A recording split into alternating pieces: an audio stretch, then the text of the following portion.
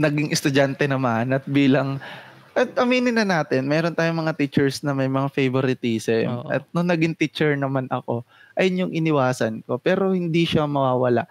Kasi bata talaga ang lumalapit. Nawala sa picture yung politics. Pero sige, dito, dalhin natin niya sa usapin na yan. Nung naging teacher na ako ay kahit pilitin ko wag maging ipakita na may favorite ako, lumalabas yon, lalo na pag wala sa klase. Pero nasa school premises, halimbawa, siya lang yung kilala ko, siya lang yung tatawagin ko. Oo. May mga bata kasi na talagang hindi lumalapit sa teacher kasi takot. So, yun. Pero when it comes to grades naman, proud naman ako at confident naman ako sabihin na wala naman akong pinapaboran pagdating sa grado at talagang pakiramdam kong nineglect yung binigyan na lang ng ganitong grade. Kasi hindi naman masyado. Kasi yun lang bet. Oo, yun nga eh. Yun lang ang bet na bigay. Kaya sabi ko pag nag-teacher ako, hindi ako magbibigay ng hindi niya pinaghirapan. And may mga students din na nagsasabi, ay sir, ang sakit naman ng binigay mo, dos. Ang sa akin naman, ano bang ginawa mo? Pero sa isip-isip ko, deserve mo yan. Nakareklamo ka pa. Dos lang naman yung output mo. Pang dos lang yun. Tsaka, sa umpisa ng klase ko, pinapaliwanag ko, ito ako mag-grade, ganito ako mag-grade. So, yun makukuha nila, nagreklamo. May ilan naman na polite talaga. Sabihin, sir, ganito po ba talaga yung nakuha kong grade? Sabi ko, sige, tinanong ko, anong score mo sa exam? Yun talaga nakalagay sa akin. Di yun talaga. Di yun ang nakuha niya. Sabi, wala. Ganun bagay. Bias. Hindi mo yun, talaga magkakameron ka ng bias, pero mapipigilan mo yung sarili mo na magkameron ng bias in terms of, dun nga sa mas mahalagang bagay na in terms of teaching, yung grading na. Bias siguro bilang gusto kita sa student kasi nakikinig ka at attentive ka, gusto mo matuto, pero bias in terms of yun nga, sa pag-grade na, pabor sa mga recitation, ganyan. Oo. Kasi pinaka natutunan ko din ng internship ko, kasi yun yung laps ko noon tumatawag ako ng estudyante almost paulit-ulit. Ito siya na lang. Sa group na to, siya na lang natatawag ko. Sa group na yan, siya yung natatawag ko. So, anong nangyayari? Siya lang yung may points. Siya lang nag-gain ng scores. So, nung nagtuturo na ako sa senior high at sa college, sabi ko, hindi ko yun gagawin. So, dapat, kung hindi ko man sila natawag lahat, pagdating ng sunod na class participation ko, dapat, may groupings na ako para mabuhat ko siya, may angat ko siya. Kasi hindi po pwedeng maiwan siya doon. Kasi talagang ang laki ng class participation, 20%. So kung wala ang 20, base 50 naman. So may 10% na siyang given. Okay. Sa base 50 kasi, may natitirang points. So ganyan nangyayari. Kaya dapat walang bumabagsak kasi base 50 na. Ang ending, wala talaga, may bumabagsak pa. Ganun talaga. Tataka ko nga ganyan, di ba, usually yung kinakatakutan ng mga estudyante is yung infamous na index card, di ba, na ikaw matatawag sa recitation. Ako naman, kahit hindi ko alam, at kahit bumagsak ako, magkamali akong sagot, in a way, gusto kong ring matawag. Kasi paano kung, di ba, alam naman natin dati nung high school tayo, yung iba hindi naman natatawag talaga ng buong paano SEM. mag-gradean? So, anong grade na to? Di ba? Hindi siya natawag, hindi rin siya nagkamali. So, anong grade? So, ang aking sinasabi dyan, takot ka sa grades, gano'n. Kapag ayaw mong matawag Ewan ka. ko sa ibang mga teachers. Kasi ako, pinipilit ko na matawag ko lahat bago tumawag ulit ako. Yun ang tama. Kasi, ano yung grade ko doon? Siyempre, kung sino yung highest na, sa recitation na, anong denominator ko? Halimbawa, 5 points isang questions. Kung may makatatlo dyan, 15 na agad yun. Paano yung hindi natawag? 0? Yun nga 0 over 15? Nagtataka ko, ano kayang grade nun, mga hindi natawag? Hindi pwedeng ganun. Hindi din naman po pwedeng, dahil hindi siya natawag, automatic perfect yung score niya. Hindi pwedeng ganun. Hindi so dapat, pwedeng 75 ako as a teacher, agad. I should be fair. Hindi pwedeng 75. Dapat gagawa ka ng paraan sa teacher na maging fair yung assessment mo. So medyo weak din pala yun, no, nung yung index card system or yung kahit yung roulette na system kung hindi mo naman matatawag lahat. Yun din iniisip ko dati Kasi nung high school tayo maraming 'di ba na index card. Pero pansin ko, yung iba, hindi na, natapos na yung SEM, tapos na yung hindi naman natawag. Hindi natanong. Hindi natanong. Anong grade nun? Ayan. Itinuturo naman siya pag mga, hindi ako against sa mga non-EDOC graduates, no? Kasi nagsi-CTP naman yung mga yan. Pero, syempre, dapat, as a teacher, you know how to handle your students. In all fairness, kasi paano nga kung yung bata hindi naman magaling sa written activities, mas magaling siya orally. Yun, So, paano mo ma-enhance? Kaya ngayon, dapat ang teacher, siya, knowledgeable about multiple intelligences. Yun, totoo. Di ba? May iba't ibang uri naman yun di ba? Oo. So, may pa-Howard Gardner na ako. Di mo kaya. Thank you, ma'am. May natutunan ako. May nasagot ako sa Prof. Ed sa board exam. Pag hindi na ako mapapagalitan ng teacher ko. Yung teacher ko sa politics magagalit. Pero yung teacher ko sa Prof. Ed, matutuwa naman siya at may nasasagot naman ako. Hindi, ayun. Pagdating sa assessment kasi, importante talaga na dapat madaan mo yung mga bata. Kasi once na may maligtangan ka dyan, automatic may deduction agad yan kahit di mo sinasadya. Kung ganun ang grading system mo. Paano ka kalinient when it comes to mga bata na kinulang ang grade tapos nagpahingi ng special activities? Sadya bang pwede yun? O sadya bang pwede yun o hindi?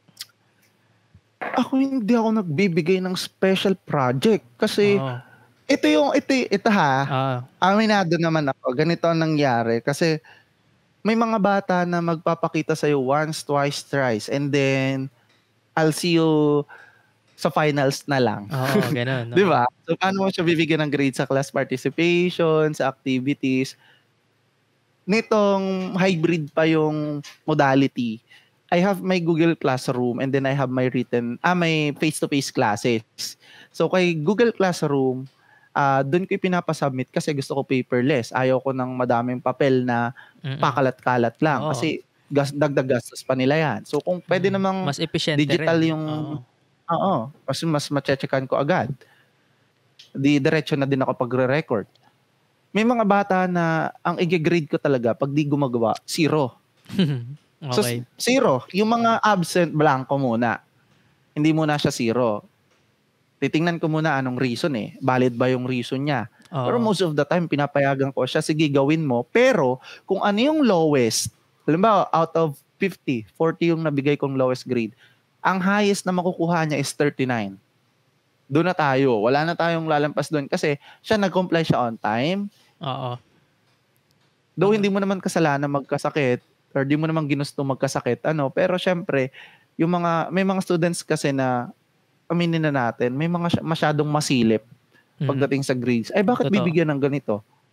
Pero at some point, may exceptions din ako na, ay, ang ganda talaga nung gawa ng bata. Valid naman yung reason. So, binibigyan ko ng tamang grado. Pero yung mga bata na talagang hindi nakapasok kasi may sakit, tapos pangit naman talaga yung pangit yung out. Pangit ng term. Direct to the point na sinabi ko ang pangit ng gawa. Pero sinasabi ko sa kanila, ang pangit naman kasi nung gawa mo. Pero para sa college kasi, alam na nila yun Intindi na nila yun. Sa high school kasi if kailangan may paliwanag, ay hindi mo na-meet yung gantong criteria. Sa college, ay tinan mo, pang ano ba yan? Pang uno ba yung grades? Ay, ang output na yan. Pang ganito ba yan? So, doon naman, pag pangit ang gawa, syempre, kailangan kong gumawa ng paraan na hindi dapat hulog yung grado na to. Kasi base 50 naman, so, kung ano na lang yung lowest na number, alam ba, 40 nga yung lowest ko, 39 yung highest na, yun na lang binibigay ko. Kasi nag-effort naman siya. Pero, ang ending kasi, pagdating sa assessment naman, sa paper and pencil, ang nangyayari, hindi din sila nagkaka-score. Hindi ko alam kung mahirap ba yung exam or sadya lang mababa ang reading comprehensions ng mga bata ngayon.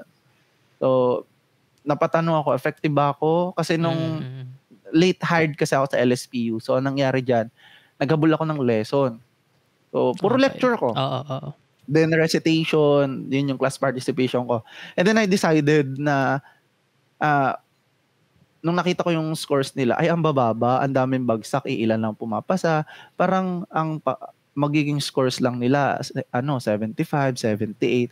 So nag-isip ako ng way para mas maging engaging yung klase, mas maintindihan nila. So, bilang ako naman ay nag-OJTI sa public school and then lower year, ang approach ng teacher ay game-based gamification.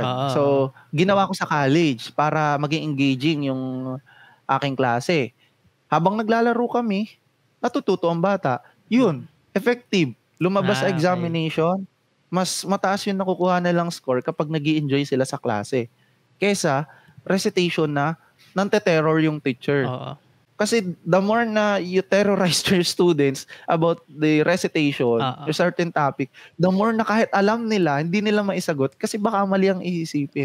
Ayun nga eh. Kapag gamification, laro tayo, ano yan? Saan mo i-connect yan? Tapos biglang may lalabas na tanong, recitation. Hindi nila napapansin recitation na ano.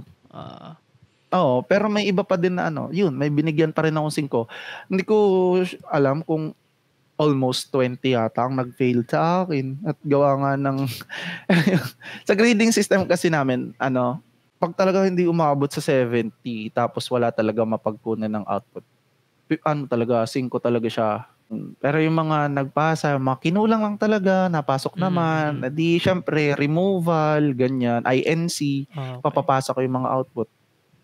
So wala talagang special projects or sa college lang yon? Nung sa senior high naman, di naman ako nag-special project. Nung sa college, hindi din ako nag-special project. Wala. Depende siguro sa teacher. Pero may final requirement kami. Doon ako naghigpit. Pero inaalaw kayo na magpa-special projects? Hindi siya special project. It's a final requirement kasi part siya ng grading system. Like for example, 14 lesson kalimitan. Bago ka magka-final requirement, meron kang 14 lessons na dadaanan. Therefore, you have 14 assessments and you have your 14 performance tasks. Pero ang nangyayari kasi, hindi mo naman mapapagkasya yung isang buong lesson na may papiti ka na, may pa-assessment ka pa. So, as a teacher, kailangan mong piliin. Alin ba ang mas angkop? If this lesson required, or di ba may mga competencies tayo, if this lesson requires the students to develop their HATs and LATs. Yung LATs kasi lower order thinking skills. Teacher yan dati. yung HATs kasi higher order thinking skills. So kapag ang lesson naman mo ay intended for higher order thinking skills, pero kalimitan laging higher order thinking skills para mataas ang comprehension level ng students. May critical thinking din sila. Pero may mga lesson kasi talaga na intended for lower order thinking skills lang yan. Like for example, the introduction to Philippine history. What is history? What are the sources? The primary sources? Siyempre lower order thinking skills lang yan. Alam nga namang hukayin mo pa ng napakalalim ang bata. Paano mo masasabing paano mo masasabing ito ay primary sources? Sino ba nagsabi, isa-isahin mo pang gano'n? Siyempre naman, kapag primary sources, o sino yung nakaranas or witness during that time, primary sources. Explain mo lang maayos. Pero may mga lesson naman na talagang kailangan higher order thinking skills. Like for example, the Kartilya ng Katipunan. Ano bang significance ng Kartilya ng Katipunan? Ano bang lessons na sinasabi niyan? Para saan ba yan? Ano bang laman ng mga verses na yan? Ano bang tinuturo? And then you integrate to real life situation para mas maintindihan ng bata. Yun. Okay. PT, dapat related doon. Alam nga namang, halimbawa, kunwari, globalization, contemporary world, part of your topic is political globalization. Then syempre, you have to, kung seryoso ka sa students na gusto mo matuto about politics in globalization, di ba, political globalization yun. Alam nga, magpagawa ka lang ng poster, slogan. Hindi naman sapat na ganun yun. Di ba dapat baka makakita doon ng kalapate tapos yes, yung mundo. You make your students think kung ano bang meron sa globalization, how it relates to politics, o bakit ba may politics sa globalization. Hindi po pwedeng ganun yung grabe. Pero nakakatuwa nga. Parang teacher na pala talaga ako. Ganyan. Ayun. Tapos final requirement mo sa dulo, Bilang ako ay maka-estudyante kasi ayaw ko nga ng maraming papel kasi magpapaprint ang bata, gagastos sa ganyan. Oo. Yung pera nila, pamasahe na lang, ang bili ng pagkain. Saan pa nila kukunin yon? Ang ginagawa ko, lahat ng digital requirement niya sa akin, i-compile nyo, gawin yung portfolio. Doon nila maa-assess. Kasi dapat yung portfolio nila, may reflection yon. Ay, maa-assess nila, ay, ganito lang pala yung output ko nun. Yung ibang estudyante naman, makikita nila na, Maganda. ay, from Makakapag-reflect. lesson 1. Oo, from lesson 1, maganda, gumanda pa lalo, hanggang sa, ay, ito na pala yung Tinatamad na. pinakang, Oo. ay, mga ganun bagay. I want them to reflect kung ano yung mga ginawa nila. Kasi mga future police sila, I want them to be disciplined and mag-reflect doon sa mga actions na nagagawa nila. Kasi pagdating sa future, yun naman talaga yung titingnan nila yung tama bang gawin ko to? Tama bang Oo. ito ang hakbang ko bilang susunod na pulis? Ganun bagay. Pero yung 14 yon, yung 14 na nagagawa mo na naipapasok lahat o minsan lang kasi ang dami nga eh. Since late hired nga ako. So, yung midterm na 7 lessons to 8 lessons, nagawa ko yon buo. Kasi midterm. And then, okay. kaya kong tapusin hanggang 13 to 14 during that time. Nangyari lang, dahil late hired nga ako, yung November ko na intended for 1 SLM, nagamit ko siya ay December. So pagdating ng January, exam na. So hindi ko nadaanan yung SLM4, which is kaya ko talaga siyang tapusin. Kasi hindi naman ganoon kalawak yung mga topics. Ano yun? Lahat ng subjects, diba? Parang ganyan or courses, ganun. Na may tig for 14, ganun. Hindi naman siya literal na 14. Nagkataon lang siguro na 14 sa akin or 14 yung nasa syllabus ko na okay. sinusunod Depende or 13. pala siya. Okay. Depende. Okay. Depende. Medyo nagme-make sense ngayon na yung ibang minor kung bakit ang daming mga ginagawa. Kasi pala may requirement. Kaya Okay. Ayan pa. 'Di ba? Parang nasa iyo ko nga din nakita yata yung tweet na yung tanggalin na lang yung GEC. Ano yun? Yung mga general yung courses. mga minor courses Sa college. mga minor subjects. Ang ano kasi doon is yung significance nila. Like for example, Philippine history. Pag tinanggal mo yung Philippine history, yung mga subjects doon sa course na yun, yung paano ba nagsimula yung history ng constitution, yung agrarian reform, mga sila, foundation, kung paano sila matututo pagdating sa majors nila. Pero may mga subjects talaga na wala. naman sa pag-aaral na, ano yun? Para usually saan? yung mga subjects na about sa school. History ng school, gano'n.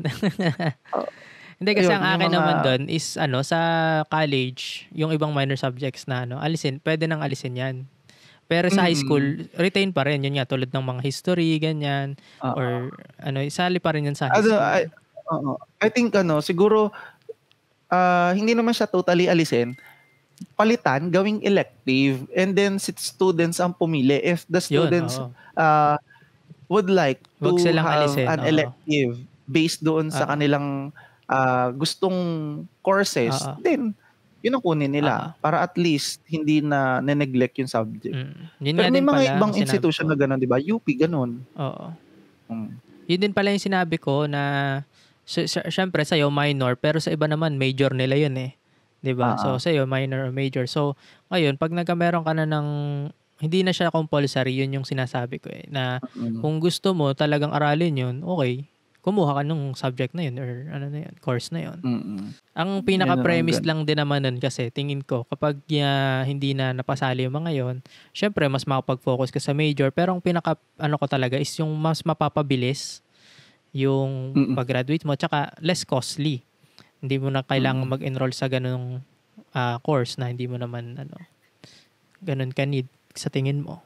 Ganun.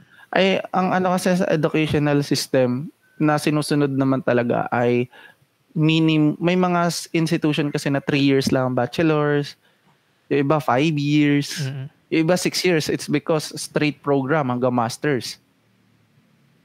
Ayun, so dapat napaplano ng ayos pagdating sa curriculum. Pero tingin ko rin, disruptive din siguro kapag nangyari yung sinasabi ko. Kasi kung mas mabilis na yung mga mag-graduate, kasi nga, konti na lang courses, di ba? So, dating 4, pwedeng maging 3 or 2 na lang. Ang maging problem is sobrang dami naman ng mga graduates. Oo, So, problema naman sa pahanapan mo ng trabaho yung mga yan. So, yun, hindi, ito din sa amin, sa teachers.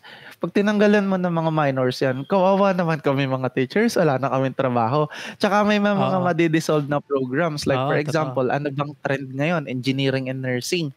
So, paano yung EDUC? Paano yung BSBA? O paano yung puro mga major na lang psychology? ang tuturuan nyo, no? Yung so, wala na masyado. Baka dumating yung panahon na ang mga teachers mag-graduate ng engineering. Baka puro gano'n na lang. Kasi yun yung trend eh. Yun nga, disruptive siya. Tsaka siya, magiging destructive din in a way. Lalo kapag biglang in-implement nga. So yun, naisip ko nga din yun. So okay, wala palang special projects at depende sa teacher, ganyan. Hindi kasi parang, alam mo, kaya ako din yan, biniring out kasi para sa akin, di ba parang unfair kapag nagbigay ka ng special project? Kasi syempre, bumagsak siya and then humingi siya ng special project. Sa iba, hindi. Baka dapat lang may special project consideration. Ganyan. Kailangan meron ganyan. Yung iba, ganun ang iniisip, di ba? Your consideration should be based on the situation. Like for example, hindi siya nakapagpasa ng output. It's because of the availability of technology. Yun yung modality mo. So you have to adjust. Magpasa si bata ng physical project niya. Pero yun, kung ano yung pinapagawa mo. Hindi siya digital, but physical project. Ipapasa mo sa akin. Kung hindi man sa oras na yun, sa araw ng pasok sa klase natin, mo ipasa para bigyan kita ng grades. May mga cases na hindi talaga sila nakapagpasa physically and in digital. So, anong nangyari? 0. Nagbasa ako ng grades.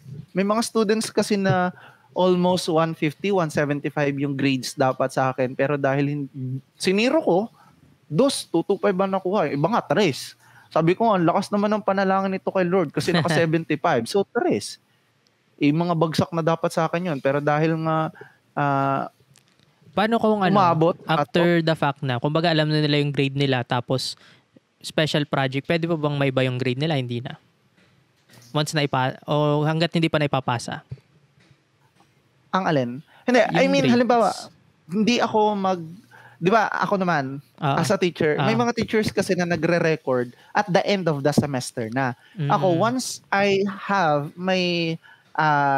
give my task, kung task 1 man yan or task 14. Pag nagbigay ako ng submission, mag-check ako, ibabalik ko agad sa kanila yan. Ibig sabihin, recorded ko na yun. So, at the end of the semester, ready ang grades ko. Iniintay ko lang ang final exam, result ng final exam, at ang result ng final requirement. So, expected na nila ang grades nila kasi transparent ako sa kanila. May mga teachers kasi na hindi talaga nagbibigay ng feedback. Oo. Ang ending nun, titingala na lang si teacher. Ano kayo, grade ko ng apelido nun? Okay to. Totoo yun. Oo. Okay. Depende sa teacher. Kung paano pero what if yun yan, nalaman nila na, bagsak pala ako, lalapit ako sa'yo. Halimbawa, ako bumagsak ako. Nakita ko na yung final grade ko. Ako, 74 o gano'n, 73. Gusto ko mag-75. Wahangi ako sa'yo ng special project. Pwede ba yun? Ayan. Hindi. Halimbawa, ganito. Saan titingnan ko yung records? Saan ba siya wala? Kung bagsak yung exam niya sa final exam, 4 siya, di ba? 74 yon. Di siya INC kasi kompleto yung requirements niya. Yung mga performance tasks, kompleto. Ang gagawin ko, pag-i-examine ko siya ulit. Pag napasa niya, 3 siya. Pero pag di niya napasa, wala na yun. Kasi removal yun 4. Kung INC, ito INC, 74 ka, pasado ka sa exam. May isa kang PT na nawawala. Gawin mo yon para pumasa ka. INC ka Pero kung ano yung lowest score, di ba sinabi ko sa 40, halimbawa 40, 39 ka. Pag 39 yon at pumasa ka 74, pagpalagay natin 74, kung anong lalabas, pag pinalas yun, halimbawa ay mag 78 ka, di 275 ka na. Ganun mangyayari. Hindi siya, So, pwede pala kapag may mga ganong cases na medyo malapit na pero kinulang, gano'n. Yun. Pero kapag INC, pag na INC, talagang malayo na. ayaw mong gawin, o edi I'll see you next sem. Oo. Kita na tayo, gano'n. Gano'n. Okay. Hindi, i-completion mo. 1 year kasi ang palugit nun. Pwede na lang. Bago mag-5. Yung INC mo, pag di mo natapos ng 1 taon, 5 automatic yon. So, habulin mo ako ngayon ng 1 taon bago kita pirmahan. So, yan, ito naman. So, di ba, bagsak siya at parang malapit na siyang pumasa tapos minsan nabibigyan niya yun ng special project at pwede niyang gawin. Yung kaya din ako, mayroon din akong way na naisip pero tingin ko wala pang nagawa. Paano naman kapag honor ka or may nahabol kang pwedeng dean's list, ganyan, na meron din o wala. Kasi 'di ba kung ako, hingi ako ng special project, isa lang akong tao, halimbawa, tapos lahat naman ng kaklase ko hindi humingi. So kung hindi sila humingi, hindi ba unfair kasi parang nagkameron ako ng dagdag grade sila, hindi? O dadagdagan din ang grades nila? Yung case kasi ng mga INC, magre-reflect yun sa portal. Consequences yun ng mga actions nila. If tamad sila, magre-reflect na yung 4 or INC doon sa portal nila at sa TOR nila. Yun yung cons nila. Okay. Pero ang pros nila doon, pwede silang magpapirma sa'yo kasi completion nga. Well, doon sa mga honor students na naghahabol ng grades para ma-dean's list, ako hindi talaga ako personally hindi ako nagdadagdag kasi yun lang yung kinaya mo. So mag-aral ka na lang ulit sa susunod. So kung di mo yun, ito lang hindi mo dapat binebeg or hinihingi sa teacher yung pagiging honor student. Kasi kung naging fair naman si teacher pagdating sa mga pinapagawa niya, maiisip mo doon na ikaw na lang yung mahihiya na hindi ka nahihingi ng pabor kay teacher. Pero kung si talagang teacher, hinahiya Oo, meron talaga. Meron yung nagrereklamo, nakados na nagrereklamo pa. Pero syempre, ano yun? Pero ako nun, nung nagbibigay ako ng ganyan, tinatanong ko sila, sino ba dito yung mga target Latin honor? Tinatanong ko na. So sige, tingnan nga natin kung kaya mo. Parang challenge na agad sa kanya. Kasi in-explain ko na yung side ko. Pero may mga teacher kasi talaga na hindi, grabe talaga, bibigay. Alam mo namang nag-aaral lang mabuti, bibigyan mo 225.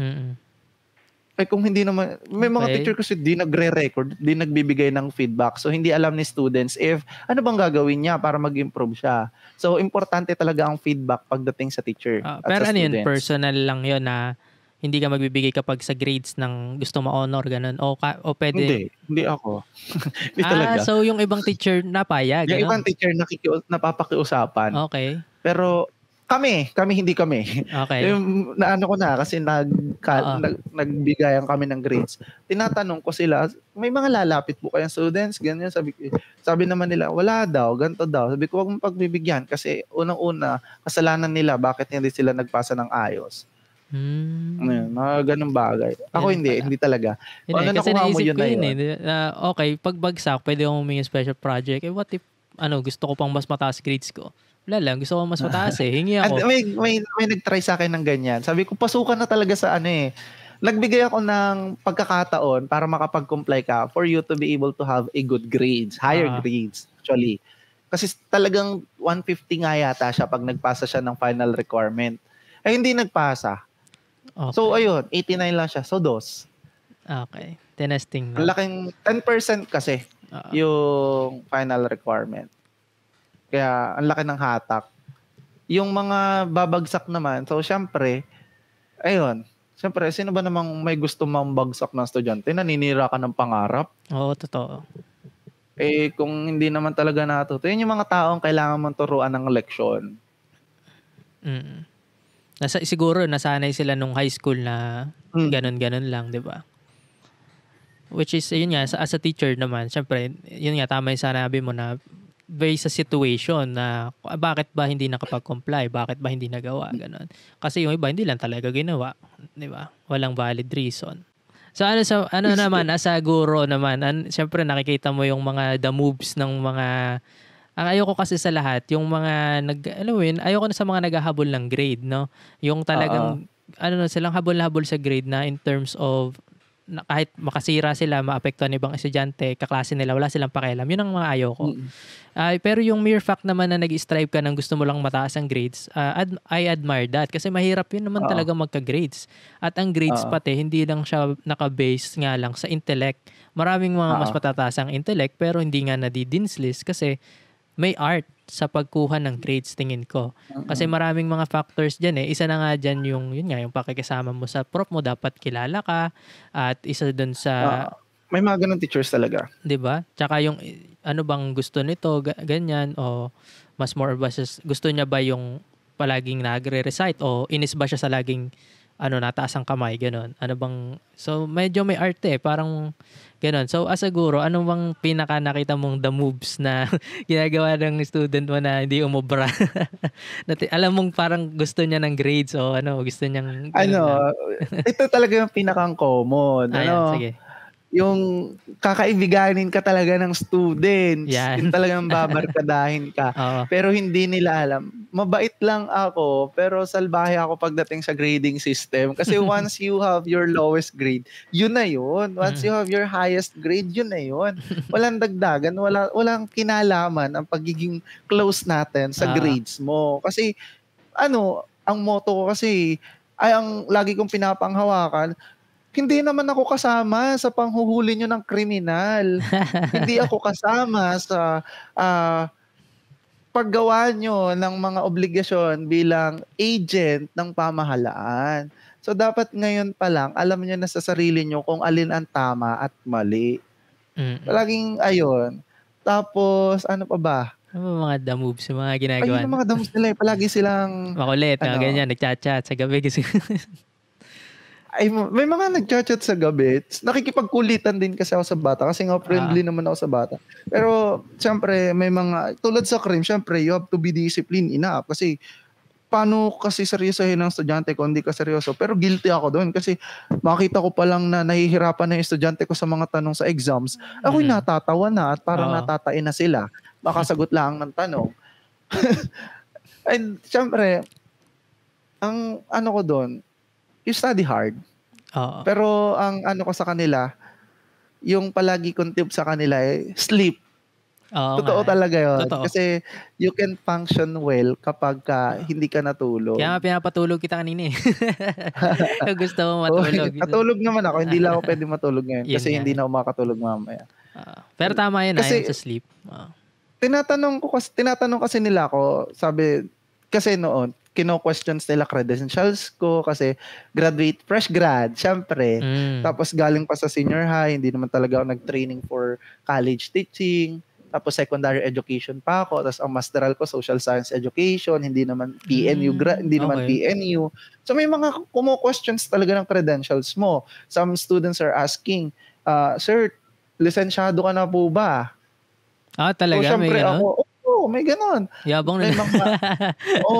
Syempre bilang ako, hindi, kakatake ko lang, tas na-burnout pa ako sa una kong pinasukan, So, aray ko naman. Bakit parang wala naman akong karapatang magturo? Parang wala akong kakayahan i-share yung pinaghirapan ko ng 4 na taon. So, after nun, after ko pumasa, kasi inabangan nila Inabangan nila yung board exam ko. Tinangnan nila talaga. Hanggang sa nung gabi, lumabas na nga yung result. Sunod-sunod na sila ng bate. Hindi na nag-question yung batang yon. And then, ang sunod-sunod na nilang tanong is, Sir, ano pong tip para po makapasa sa exam? Ang sabi ko, since board exam yung paghahandaan nyo, you prepare yourself for boards, not for this midterm examination or final examination. And then, you have to practice your learning strategies. Reassess your learning strategies. Saan ka ba mas natututo? Yung pag-exam mo, you have to make yourself more confident pag nagsasagot na ng exam. Huwag ka mag-cramming, huwag kang kabahan. Tapos, huwag mo masyadong pagurin yung sarili mo pag nagre-review ka. Kasi hindi ka magpa-function ng tama. Ang pinakang binigay ko sa kanila is to sleep. Siyempre, mayabang na ako. Nakapasa na ako ng board exam. Sabi ko, tinulugan ko nga yung board exam Sinagutan ko lang kasi hindi ko na alam ang isasagot ko. Sabi ko, bahala na lang si Lord kung papasa ako. ending, naka 79 naman ako sa, sa major ko. So, okay na yon 75 lang naman ang hinihingi. Ay di, sabi ko, ano daw tip? Sabi ko, natulog ako sa board exam. Siyempre, nakakayabang pakinggan at tinulugan mo ng board exam. Di, ang mga bata ay, sir, paano kami makakasagot kung matutulog kami, hindi kami mag-aaral? Simple lang, kapag nakinig ka sa lesson ng teacher mo, may sasagot ka sa exam. Kasi, yung ibang teachers kasi kung ano yung tinuro, hindi yun ang nasa exam. Tapos yung kung ano yung mga wala sa exam, yun naman yung mga tinuro. So, mga bata nalilito. Ako, ginagawa ko, kung anong tinuro ko, yun ang ipapa-exam ko. Hindi po pwedeng wala dun. Wala sila talaga isasagot. Sabi ko, matulog kayo kasi double kill yan. Kapag bumagsak kayo sa exam nang kayo puyat na nga kayo, bagsak pa kayo. Kapag kayo natulog, at least isa lang, bagsak lang kayo. At least nakatulog kayo. Kasi nga, syempre, tulog, walang kapalit yan no? Kung titingnan natin yung mga ibang pangapagkain, may mga substitute. Pero ang tulog, wala talaga siyang kapalit. Kailangan mong matulog kahit sino ka, kahit gaano ka ka-fit, kahit gaano ka nagwo-workout, or kahit gaano ka katalino, kailangan mong tumulog. Kasi kahit ang nap, hindi niya napupunan yung na pag-replenish ng tulog. So, sleep talaga is important. Tama. Ayaw nila maniwala. Yung iba, naniwala na, sabi bumagsak daw sila. Tapos ay hindi naman daw sila puyat. Masaya yung bata. Ready na ulit siyang tumuloy. Yung iba naman, bagsak na nga, puyat pa. Sabi ko, di ba kung sinunod mo ko, di sana, hindi ka namumroblema dyan. Normal naman sa kanilang bumagsak at mga criminology students ay, sino ba naman papasa agad-agad doon? Ay first year. Tapos ay ang pag-aaralan ng mga batas. Very foreign Hindi naman, wala kasing sa high school wala naman ganong subject na malapit So, diba? Mabibigla ka talaga. Oo. At marami mga teachers na magaling in the job itself, pero when it comes to teaching it, doon sila medyo naglalak. Diba? Ayun, isa pa yan, teaching effectiveness. Kasi once na may mga teacher kasi na pangarap nila maging teacher, sabihin na natin na hindi sila pangarap ng teaching. Kahit anong pilit na gusto ko magturo pero hindi ako effective.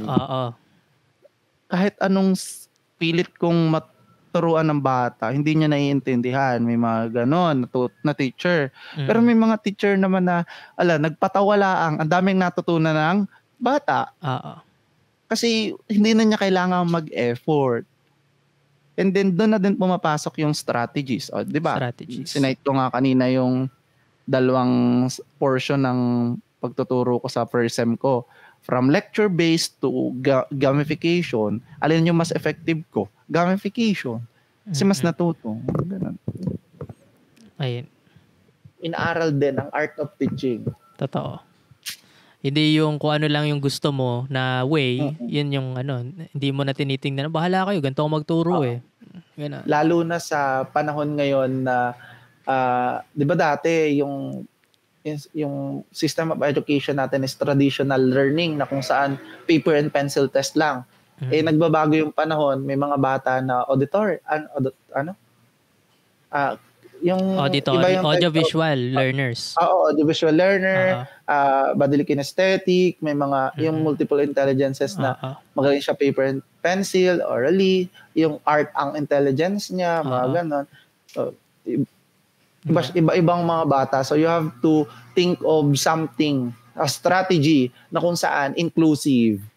Kasi once na hindi siya inclusive in nature, mahirap talaga siya actually. Hindi mo makukuha yung gusto mong outcome. Kasi tingin ko naman, halimbawa, meron akong 40 students, ang makukuha ko lang dyan, mga 3/4. Kasi hindi nakikinig talaga yung iba, lalo na yung mga, na-assist ko din naman paano sa sarili ko. Paano kapag hindi nakikinig? Siyempre, nung treatment mo sa college saka senior high school, pareho lang kapag hindi nakikinig? O gusto mo talaga makinig sila? Kasi di ba may ganun teacher na wala silang pakialam mo kayo wag ka makinig? Magkaiba. Okay, magkaiba. Sa college, sa senior high muna tayo. Sige. Sa senior high kasi, ikaw talaga ang liable dyan sa lahat ng aspeto. Bata yan minor yan.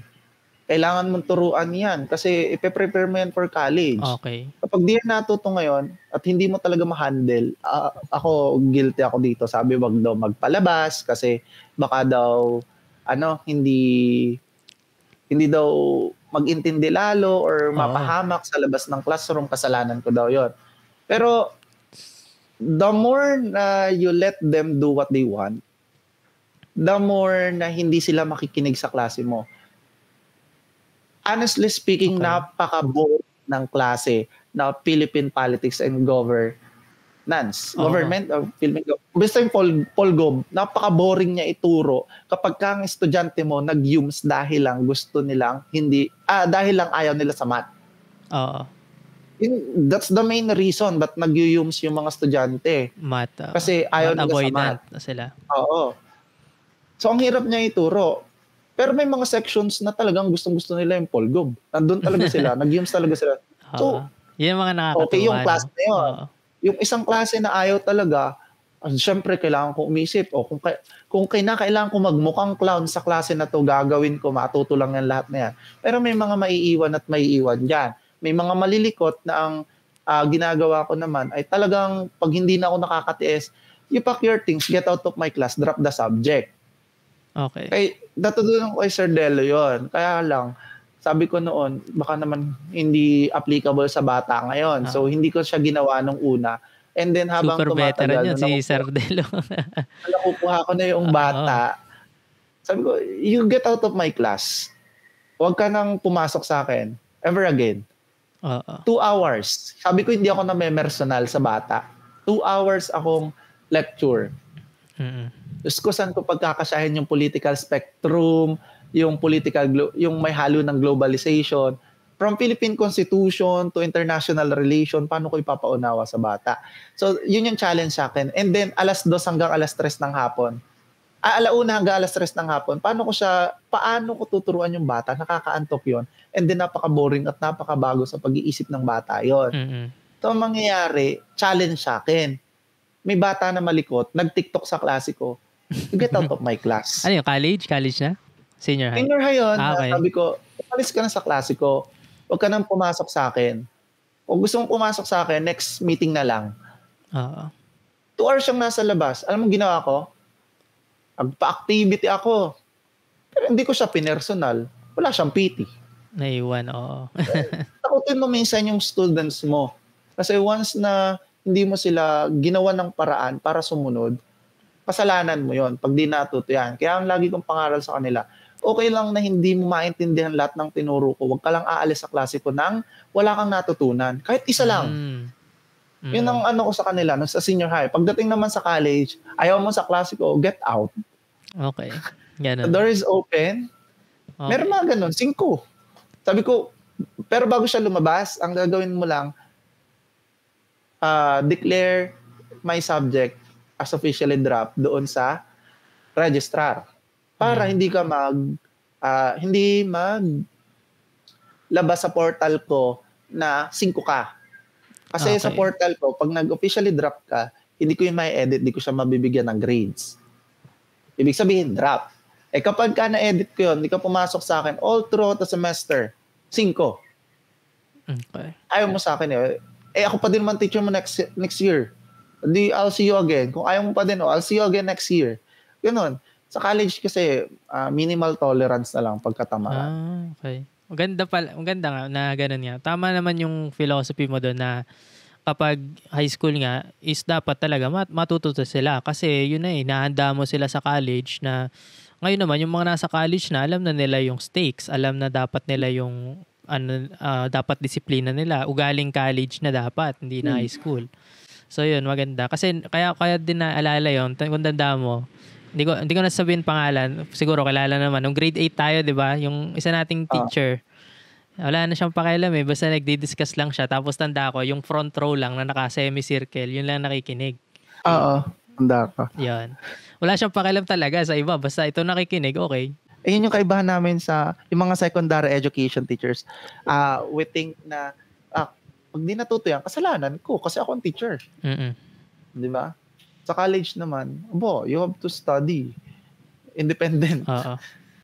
Kasi pag di ka nag-extra effort. Ito naman, thoughts mo about memorization? Sa yung paano ka ba, anong tingin sa yung teaching style or sa sa mga pinapasagutan mo? Kano ka-importante ang memorization o hindi mo siya masyadong pinapansin o ano siya? Sige. Andito muna ako as a student kasi master student naman ako. Tsaka nung undergrad, I stopped memorizing terms kailan ba? Grade 12. Grade 12 ako tumigil mag-memorize ng mga lectures. Dahil yung mga exams noon, hindi naman siya intended for lower order thinking skills. Lalo na sa subject ni Sir Delo. Kasi ang English ni Sir Delo ay situational. So dapat magaling ka sa analysis at comprehension mo. So ma-describe mo siya, ma-interpret mo siya ng ayos, o intindihan mo ng ayos yung questions, and then you answer it. Higher form nga siya. Yun, hindi na ako nag-memorize. Though may mga subjects ako nung college na kailangan mag-memorize. Like for example, the names of those philosophers, mga ganyan. So, kailangan ma-memorize yun. Kilala mo dahil. Pero kasi, ang pinakang nakatulong, lalo na sa akin kasi nadala ko to sa board exam. Okay. Sa board exam kasi, we have 3 examinations. The general education, the professional education, and the majorship. Yung kay general education, you have a lot of subjects to study. Kasi andyan yung math, science, Filipino, English, social sciences, yung mga Rizal, mga kwento ni Rizal. Kailangan memorize mo 'yon. Pero hindi mo alam kung alin ang lalabas na tanong. So, tsambahan 'yon actually. Pero if you read a lot, may retention ka naman kasi mga madadaling tanong naman siya. Actually, mga pang-elementary nga yung tanong sa Gen Ed na yabang porque pasado. Hindi, pang-elementary kasi yung mga tanong. And then may mga pang-junior high. Okay. Yung mga pang-college na tanong, yung mga Rizal mga ganun. So, doon, kailangan mo mag-memorize konti. Sa Prof Ed ako nag-focus kasi alam ko mahina ako doon. Hindi ako nag-memorize but I always read and watch the videos of Dr. Balita tsaka yung ibang mga lecturers. So, tinuturuan nila kami. Natutunan ko nga lang to sa review hindi ko natutunan to sa college. Kaya ka ba sa review center kay Dr. Carl, baka What's up? Eagle po ako. Yeah. Ayan. Tawag dito, gawin back. Ayan. Yeah, sige. Kailangan mong comprehension kasi situation yung mga tanong. So, you don't need to memorize the concepts kasi, alam mo, tatanong, ay ang nakalagay sa material mo ay yung mga hierarchy of needs. So alang i-memorize mo siya. Though kailangan mo i-memorize yung mga needs na yon. Pero hindi mo kailangan isa-isahin. Siyempre yung mga generic na lang. Pwede alin ba yung pinakang least important? So kailangan mo para mas madali mo matandaan, i-analyze mo alin ba ang pinaka-mahalaga doon. Alin yung pinaka-lowest. Yes, sa tingin mo, alin ba yung connected sa buhay mo na pagka naisip mo, ay, parang pinakamahalaga sa akin ang self-contentment kasi yun yung nasa pinakang-tuktok yung aabutin ko. Ang palagi kong kailangan ay yung pagkain kasi bodily intake. Yes. So that's hierarchy of needs. Hindi ko na siya minememorize bagkos iniisip siya paano ko siya i-connect sa buhay ko. Gets mo yung konsepto, Oo. Gets mo dapat yung hindi konsepto. Hindi mo sa ulo yung definition. You know the meaning. Lalo na yung mga philosophy of education. Hindi mo naman siya pwedeng i-memorize kasi ang tanong sa exam, teacher A, blah, blah, blah, state blah, blah, blah. And then, biglang ang kasunod na tanong, this teacher A demonstrate what kind of philosophy. Tapos ka doon. Hindi mo alam. Ang pangyan. Pansin ko din, nahihirapan yung iba kasi nasanay sila na memorization, lalo sa high school. Importante talaga yung foundation nila kung paano sila natuto. If pumasa sila at naging magaling silang estudyante, na nagme-memorize lang, akala nila na ganun na lahat.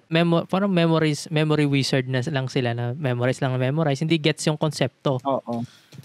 Mas nagkakamali. Do, depende din siguro sa students. Like for example, I have my criminology students, no? So of course, kasi halo-halo kasi yung type of test ko pagdating sa mga criminology students kasi yun ang gusto din ni Dean.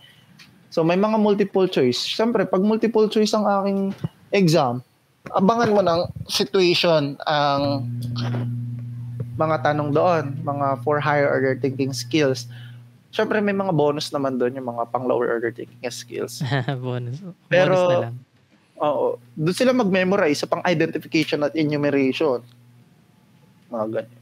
Pero ako ay alam kung paano mag-isip ang estudyante at naging estudyante din naman tayo. Ang ginagawa ko ay, halimbawa, ang part kasi ng lesson ko is yung gumbursa and then yung mga pari na bumisita sa selda ni Rizal bago siya bitayin. May mga magkasunod akong topic na ganun. So, ang expect ng bata, ang kahanapin ko ay ang 3 paring martir. Pero ang ilalagay ko sa enumeration, give at least 3 priors from the gantong situation. Ayan, Majoha. Di ang mga bata, pag nakakita ng 3 pari, ang isasagot yung 3 paring martir. Hindi nila binasa hindi alam. Na ang hinahanap ko ay yung 3 pari na naandoon sa nung bago bitayin ng gabi, no? Oo. So, wala na. Talo na agad sa akin ng 3 puntos. Ganun bagay. Kaya sabi ko sa kanila, they have to read and to analyze the questions very well. And also, the instruction. Kasi maraming, ito sa board exam. Kaya maraming bumabagsak sa board exam kasi hindi sila sumusunod sa instruction. Yan, oo. Like for example, the board exam. 4 lang ang pamilian, pero nakalagay sa Scantron 5 letter. Ano bang board exam na ano? Ano ba siya? Multiple choice lahat? O ano? Oo, multiple choice kasi sa LET. Okay. So sa Scantron, 5 ang pamilian. Pero sa booklet, 4 lang. Okay. May mga questions kasi doon na wala talaga yung sagot sa pamilian. Yung ibang ilalagay na sagot, letter E. Isi-sheet nila letter E. Wala naman nakalagay sa instruction. Oo. So, yung iba ang sagot na nila, letter E na lang ng letter E kasi feeling nila hindi yun yung tamang sagot. Oo. So, ang ending, bagsak sila. Ang lapit din ng So, ang isa ko pang about dyan na medyo gusto ko lang din malaman ng iyong 2 cents about this. Meron din kasi akong tweet dati na about nga sa lessons, about teaching, na may same responsibility ang teacher na gawing interesado yung estudyante. As a teacher, may responsibilidad ka na makinig sila. Ganun. So, tama ba yun? No? Responsibilidad ni teacher na matuto si bata, hindi lang maging interesado. Okay. Ayun. Kasi tama. Kaya nga sila nag-enroll kasi to know yung mga hindi pa nila alam. To explore na may mga ganito pang nag-i-exist beyond dun sa mga existing knowledge nila. And then, may mga strategies and approaches nga pagdating sa pagtuturo. Kaya nga doon na nakikita yung gaano ba ka-active ang student sa klase ni Sir. Gaano ba ka-engaging ang students sa klase ni Ma'am. Kaya nga merong mga teachers na napagkukumpara kasi pagdating sa klase ni Sir, masaya. Sobrang hyper ng mga bata. Pagdating naman sa klase ni Ma'am, sobrang natatakot ang mga bata. Seryoso. So, responsibilidad ni teacher na maging interesado ang bata sa kaalaman, hindi lang doon sa klase mismo ni Sir kasi parang nagkaroon ka na ng parang pinamukha mo na sa bata na mas magaling ako kay teacher ganito, mas magaling ako kay ma'am ganito. Ayan. Hindi, ang responsibilidad mo doon ay maging interesado sa learning yung bata kahit hindi naman talaga yun yung gusto nila. Kasi dadaanan nila yung subject na yun and may mga, hindi lahat kasi pero may mga parts doon sa subjects na yun na makakapagpa-realize sa bata na ay ito pala yung gusto ko kumpara doon sa tinataha ko. Tama. May mga ganong senaryo na hindi porket, halimbawa ngayon, sige, lagay ko na lang sa senaryo ko Nung junior high kasi tayo, baka pag friends naman kami. Ayan. Hindi. Okay lang. Mabait naman sila sa akin. Ayan. May gusto akong kurso na kunin pagdating ng college kasi hindi naman natin alam na may senior high pa noon. Grade 7 tayo noon gusto ko ng math actually. Gusto ko mag-architect. Okay. Grade 7, gusto ko mag-architect. Gusto ko math. Pero hindi naman sa sinasadya kasi hindi naman intention to ng teacher. Pero I have changed my mind kasi feeling ko hindi ako napagtuunan ng pansin. So dinala ko yon hanggang college. Tama. Ayaw ko na ng math. Pero nung grade 7 tayo, may isang teacher na nagpabukas sa isipan ko na ito pala ang mundo pagdating sa araling panlipunan. Naunawaan? Okay. Ayan. Yun naman. Binibilang mo yata yun yung kanyang filler words. Minsan. Ayan. Bakod na lang basta. Ayun, di ba? So you have to make your students interested sa learnings. Kasi din yung makakapagpa-realize, ito pala yung gusto ko. Ito pala yung magaling ako. Ito pala yung dapat kong i-improve. Kasi once naging interested sila na mismo yung magre-review Sila na mismo magbabasa. Hindi yung pag sinabi mong ito ang dapat nyong sauluhin. Yun yung kaibahan versus interesado ka versus gusto mo lang siyang sauluhin. So yun talagang importante. Na pag sila lagi mismo may pagkukusa. Bilang tayo ay pareho ng pinuntahan ng junior high school, ako ay nakaka-relate na mahina ang ating pundasyon pagdating sa mathematics. Yan. Kasi napapansin ko kahit yung mga nung naglipat ako senior high, kahit yung kilala kong hindi masyadong magaling, maganda yung foundation nila. Alam naman natin na ang mathematics is para yung language. Foundational yan. Paano mo magegets ang isang bagay. So, step by step yan. Pag naiwan ka ng isang lesson, hindi mo na gets, hindi ka na makakapunta sa kabila. Diba? Kaya nga yung basic pre-cal, tas basic cal, pag hindi mo na gets, hindi ka makaka-move dun sa next concepts. So, napaka-importante na ang magiging mga math teachers is very fundamental at sunod-sunod talaga ang pagtuturo. Hindi pwedeng magi-skip ka. So, pero baka marinig naman niya to. Sir, hindi ko naman Pero ayun talaga, inayawan ko talaga sir yung maths. Totoo lang, gawa mo. Ay, hindi. Pero sige na nga. Oo. Hindi, pero siguro, ang pwede rin naman, in all fairness naman, ang nangyari kasi diba dati, ang education system natin is yung, ang tawag dun, yung ulitin mo lahat, bawat concept per year, diba? Unlike dun sa basic education curriculum dati na BEC, ang gagawin is pag first year, ito lang concepts. Tapos yung, di ba, yung pag sa trigo, tapos geometry, tapos algebra, di ba? Sunod-sunod per year level. So isang year, isang concept lang inaaral mo. Ay nangyari dun sa atin, lahat ng concept aralin natin, tapos next year ulit. So limot na. Kasi spiral progression kasi yun, yung spiral. Ang kasi doon, ang nangyayari, dapat, halimbawa, basic muna. Kung grade 7 ka na, you have your algebra. So, dapat level 1 lang ng algebra yung turo mo. And then, pagdating mo ng grade 8, you have your algebra, pero in different level naman. May mas mataas na yung difficulty. Para at least, na-develop mo na si bata. Para taon-taon na lang, tanda na niya na ganun yung simula. No? Kaso? Ang kaso nga lang, para siguro, kasi syempre, bago pa lang yon yung ganong system, yes. Siguro hindi din prepared si teachers. Tsaka nangyari sa atin, hindi na-retain sana, okay sana, kung from grade 7 hanggang grade 10, yun yung naging teacher natin. Pero di ba, paiba-iba. Minsan, mid-sem, mawawala, papaltan. Kaya talagang, hindi nila alam kung nasa na talaga. Ina-expect nila, alam na natin, or ina-expect nila, hindi pa alam, so babalik. Tapos minsan, mas advance. And then, nag-exist din kasi yung favoritism nung high school tayo. Kaya, kaya may mga bata na neglect. And then, evident naman yan. Basta magpa-tutor ka, mataas ang grades mo. Nagpa-tutor din naman ako. Okay. Bagsak pa din ako sa math. Ganun ba yun? Hindi, pasado naman. Kaso lang Hindi, magbigay ka kasi yung na tuwing may mga event ang school, magbibigay ka mga pansit sa faculty para mataas.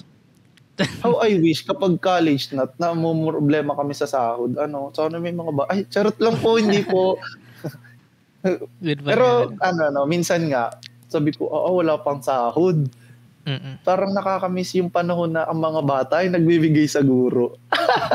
Yung joke lang yun pero ayun. Pag high school siguro, marami nagbibigay. Pero hindi. Nung una kasi ayaw ko tumanggap. Kasi, syempre parang bribery yun. Kahit sabihin wala kayong usap. Parang papagaan yung malo. Pero nung sabi nung iba, tsaka na-realize ko din, na pag tinanggihan mo yung bigay ng bata nang wala naman talaga kayong pinag-uusapan. Medyo parang rin yun eh. Tinanggihan mo na siya as a student. Oo. So, parang na lang. Yun din naman consideration mo lang sa bata. Tanggapin mo na lang. Hindi kung ayaw mo, wag mo na lang ipakita kung ayaw mo talaga. Para lang yun sa mga mga nanliligaw tapos hindi tinatanggap yung regalo. Ayan. Ayun, mga ganun bagay. Pero ayun nga yan, sabi mo sa mga foundation. Foundation. Dapat magawa mong maging interesado ang bata. Yes, oo. Sa learning. Ano ba? Closing na tayo. Anong gusto mo bang, siguro, message mo na lang sa mga nag-aaral ngayon ng pagtuturo, tsaka doon sa mga nagre-review, at, yun, sa kanilang dalawa.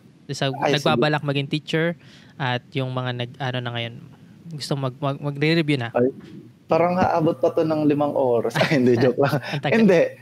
Sige, para sa mga students muna, na gusto, para sa mga students, literal, estudyante, education is free. Yes. Seryosohin nyo kasi madaming mga bata ang hindi nakakapag-aral kasi kahit free na yung education, wala pa rin silang access kasi malayo yung bahay. Mayroong mga situation na kailangan talaga nilang magtrabaho na. So, kayo yung mga nabigyan ng pagkakataon to study in a free education, you make it serious. Gawin yung tama yung mga hakbang nyo. Though sasabihin nyo naman na puro seryoso na lang yung ginagawa, syempre sa school naman may mga parts pa din at times pa din na kung saan may social life pa din. Ika nga nung speaker nung graduate ako ng senior high, study hard, party harder. Yeah. Ayan. Para naman sa mga estudyante na gustong magguro or nagnanais maging guro sa susunod na panahon. Bakit? Ay, hindi. Hindi.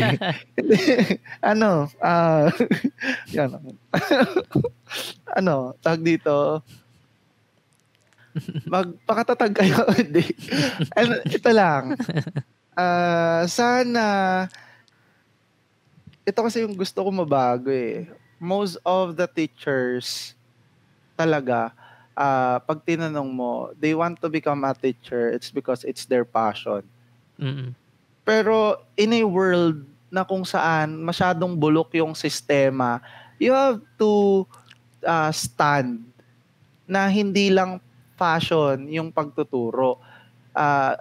Ipamukha nyo sa kanila, ipamukha talaga na yung pagtuturo ay isang propesyon na makakabuhay rin ng pamilya. Yan. At syempre makakapag-angat rin ng iyong sarili personally and professionally. And of course, mahalin yung pagtuturo.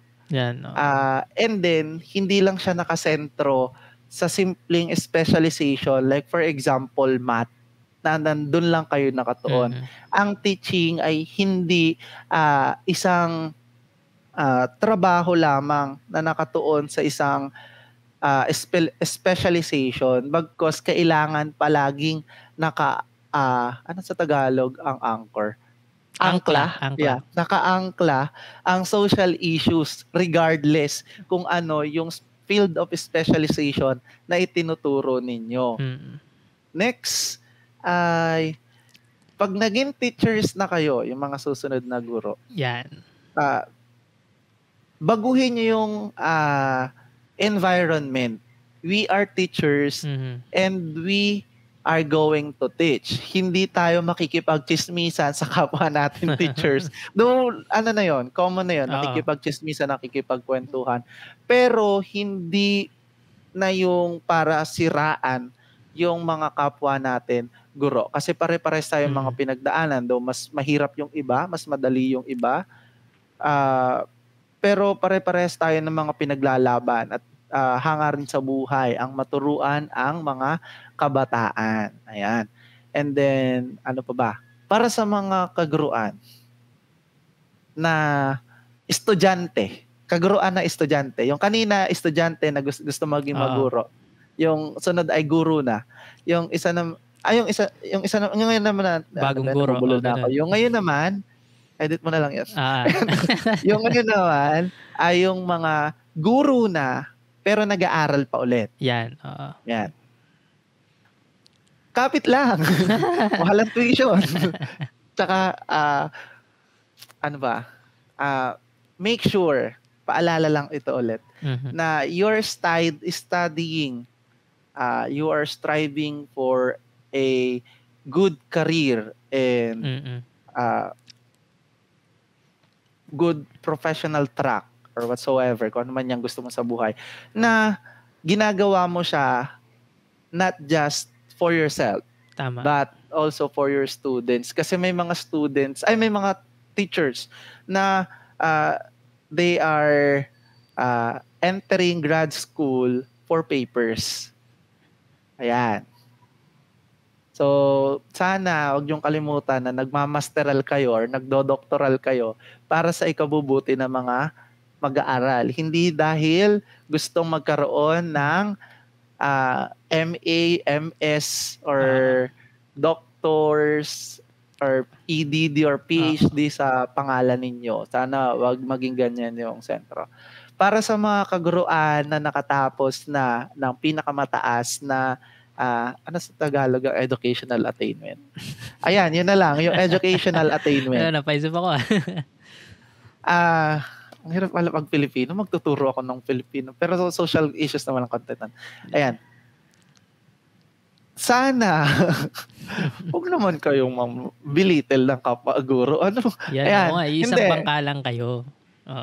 Ayan, isang bangka lang naman tayo. So, most of us, yung mga 21st century educators, hindi kami natatakot mapaligiran ng mga doctors or mga eksperto pagdating sa larangan ng pagtuturo. Kasi tinitake namin ito as positive. Kasi nilulook up namin kayo. We want to be good na guro kagaya ninyo. Kaya lang, syempre, may mga gusto kaming baguhin sa mga sistema. Kasi yung mga yung mga existing system and policies ninyo, applicable lang yan sa panahon ninyo. Imagine, we're 20s, early 20s lang kami. And then kayo, hindi naman sa minamatanda na, your 60s, 50s. Age gap nga Yan, malayo na yung edad natin. Be open-minded sa mga ganitong polisiya, lalo-lalo na yung mga strategies when it comes to teaching. Kasi may mga teachings before na hindi na applicable sa panahon ngayon. And then also, don't be entitled. Don't be too entitled. Kasi hindi naman porket doctors kayo, PhD, EDD na, entitled na kayo para maliitin yung mga nagsisimula pa lang.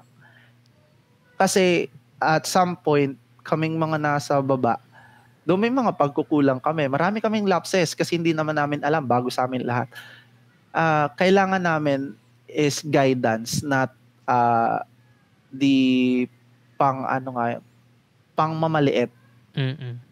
Hindi ko, yung ba tamang term na gamitin? But though hindi naman yun yung gusto nyong gawin, pero yun yung nape-perceive namin. It's because we're too newbie sa larangan. So we need guidance. So grateful naman ako ng environment ko ay maraming doctors na napakababait. Yan. At handang-handa kaming gabayan at tulungan. Ayan. mga nilulook up namin mga doctors sa aming paligid. Yeah. And then, para sa, after na nung teachers, ang sabi ko sa'yo, abutin to ng 5 hours. Para sa school administrators. Yan. Bago tayo tumawid sa pamahalaan. Sa school administrators, we're not robots. We're teachers. We want to teach. And of course, hindi naman maaalis yung administrative task, no? But you make sure that your policies will not make the learnings of the children sa pag-downfall. Ano yung pagbaba ng level ng education na natatanggap nila dahil dun sa mga administrative tasks na ibinibigay nyo.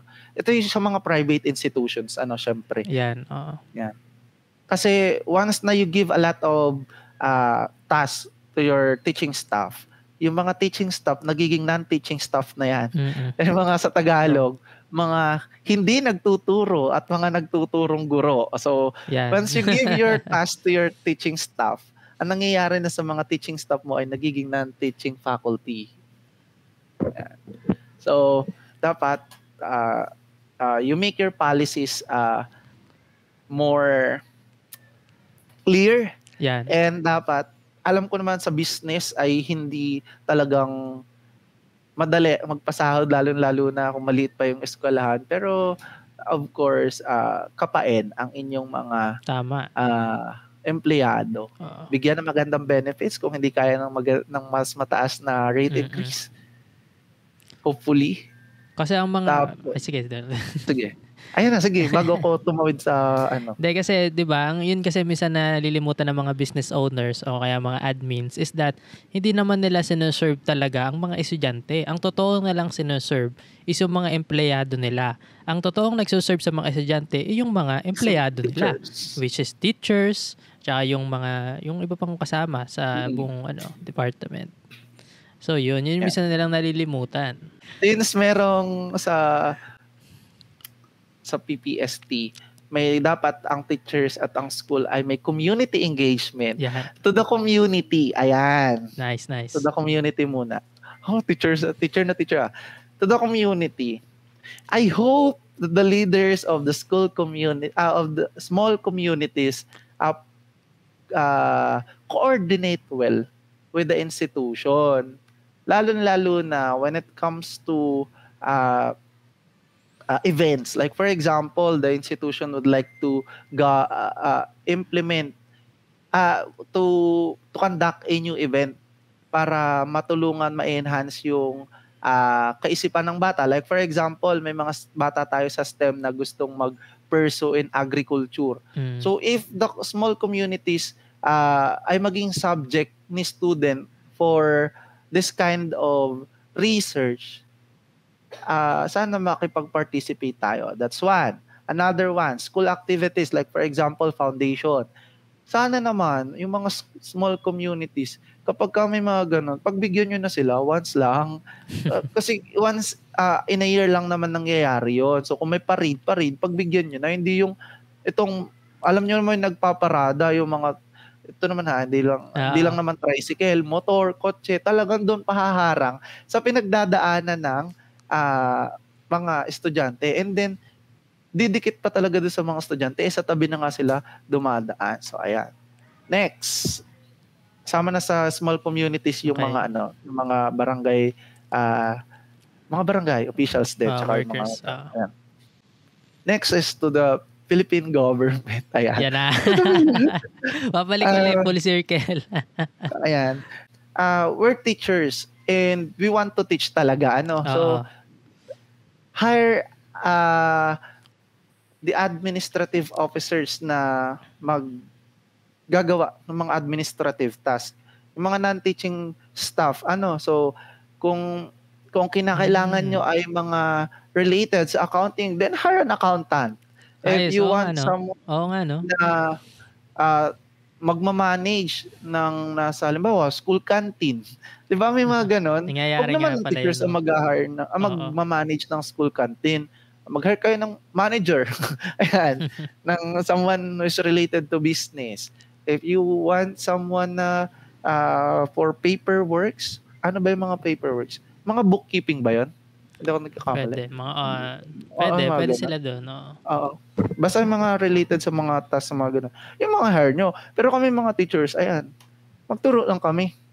Tapos, and then, I suggest na, hindi naman masamang mangopya, pero it's time to adapt the strategy of different nations such as Vietnam, Thailand, and Japan, na kung saan, even Taiwan, they have their teacher and then they have their assistant teacher.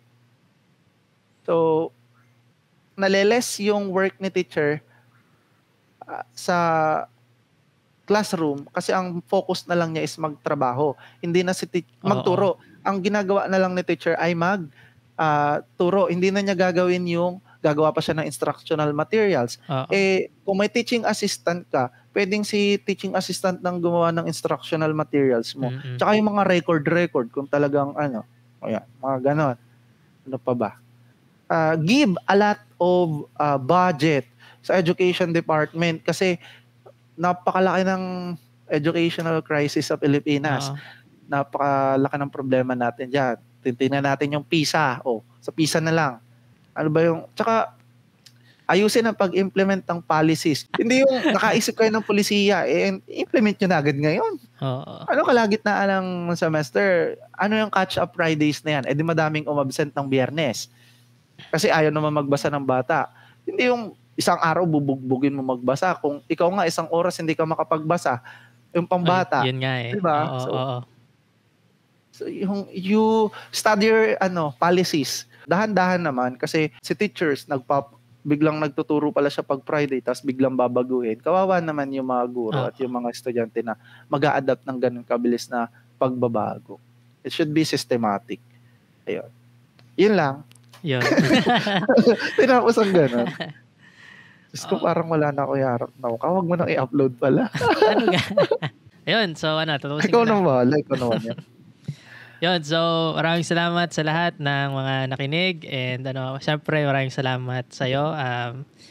Diyan rin sa iyong pinamalas namin at pinashare sa amin. Marami kaming natutunan at marami din kaming na-inspire kami at marami ding mga mas naliwanagan kami sa mga iba't ibang konsepto, hindi lang sa pagtuturo kundi sa kabuuan kung paano gumagana at paano natin mas mapapabuti pa ang ating sarili bilang isang mamamayang Pilipino. So yun, maraming salamat sa pakikinig and that's the podcast. Thank you for listening. Yun, tapos na. Thank you. Salamat. Tingnan muna.